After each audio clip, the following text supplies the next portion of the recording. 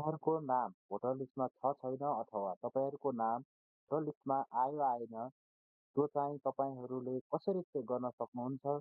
आजको यो भिडियोमा म तपाईँहरूलाई यसै बारेमा जानकारी दिन्छु। त्यो चाहिँ भिडियो सबैलाई काम लाग्न सक्छ।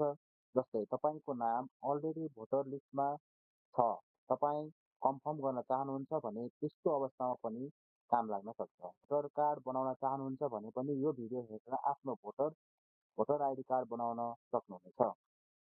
भिडियो धेरै नै काम लाग्न सक्छ। भिडियो अन्तसम्म हेरेर साथ दिनुहोला। भिडियोलाई एक लाइक, च्यानलमा नयाँ हुनुहुन्छ भने च्यानललाई सब्सक्राइब गरी साइडमा रहेको बेल आइकनलाई टिप्न पनि नभुल्नुहोला।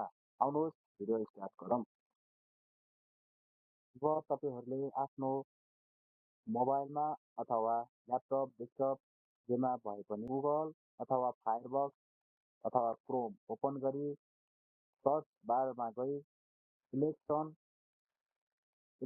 कम्युनिकेसन नेपाल सर्च गर्नुहोला। यहाँ देखाएको इन्टरफेसमा जस्तै यसमा क्लिक गर्नुहोस् र त्यसपछि यहाँ छ मतदाता नावली। मतदाता नावलीमा गई क्लिक गर्नुहोस् र अब यसमा आफ्नो प्रदेश भनेको छ। प्रदेश, जिल्ला, झापा, वडा नम्बर, मतदान केन्द्र लेखेर सबमिट गर्नुपर्छ। जस्तै म आफ्नो गर्दैछु। प्रदेश बागमती प्रदेश, जिल्ला आफ्नो जिल्ला चुज गर्नुहोला। आफ्नो गाउँपालिका अथवा नगरपालिका त्यसरी चुज गर्नुहोला।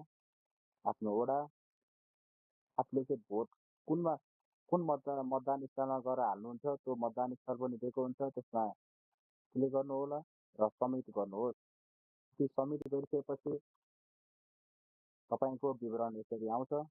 विवरण आइसकेपछि जस्तै तपाईँहरूले आफ्नो नामको पहिलो अक्षर यसमा गएर जस्तै कुन अक्षरबाट आफ्नो नाम आउँछ यसमा क्लिक गरेर पनि हेर्न सक्नुहुन्छ अथवा सर्च बारमा गएर आफ्नो मतदाता नम्बर तपाईँलाई थाहा छ भने सर्चबाट मतदाता नम्बर हालेर पनि हेर्न सक्नुहुन्छ अथवा आफ्नो नाम अथवा बुबा आमाको नाम पनि हालेर आफ्नो नाम सर्च गरेर हेर्न सक्नुहुन्छ। सर्टकटमा म आफ्नो नाम यसमा हालेर हेर्न गइरहेको छु।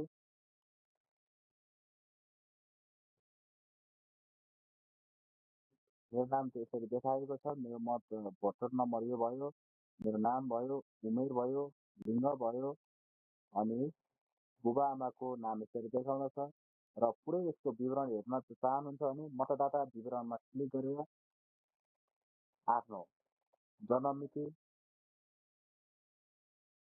जन्ममिति वा नागरिकता नम्बर भरि सबमिट गर्नुहोस् भनेको छ। आफ्नो जन्ममिति अथवा नागरिकता नम्बर कुनै एउटा हालेर सबमिट गरेर पनि तपाईँले आफ्नो भोटर आइडी कार्ड हेर्न सक्नुहुनेछ। म तपाईँलाई मेरो आफ्नो देखाइरहेको छु। मेरो आफ्नो हालेर देखाउँदैछु। यसरी चाहिँ तपाईँले आफ्नो मतदाताको फोटोसहितको विवरण यसरी आफ्नो हेर्न सक्नुहुन्छ।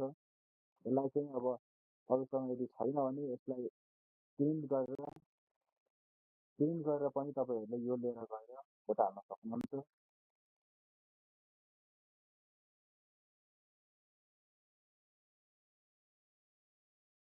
यसले तपाईँहरूलाई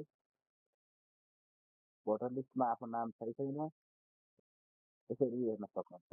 यस्तै भिडियोको लागि डिजिटल टिच नेपाललाई फलो गर्न नबिर्सिनुहोला। धन्यवाद।